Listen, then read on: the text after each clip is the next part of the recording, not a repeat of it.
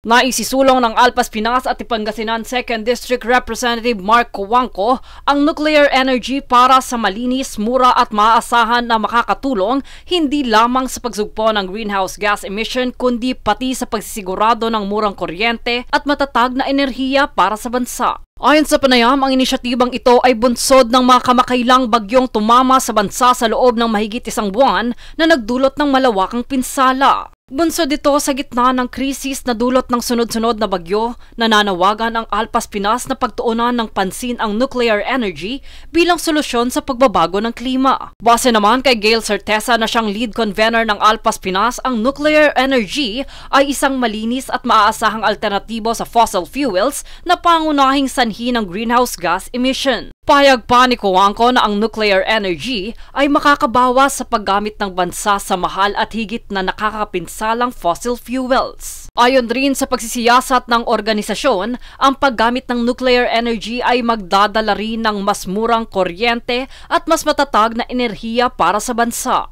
Bahagi nito, hinimok ng organisasyon ang mga mambabatas na kilalanin ang potensyal ng nuclear energy sa pagharap sa mga hamon ng enerhiya at pagbabago ng klima. Kanila ring pinaalala na sa pamamagitan ng nuclear energy, maaaring magkaroon ng mas murang kuryente, mas maaasahang enerhiya at mas sustainable na kalakalan para sa Pilipinas. Jade Buhoy, nag-uulat para sa One Media Network.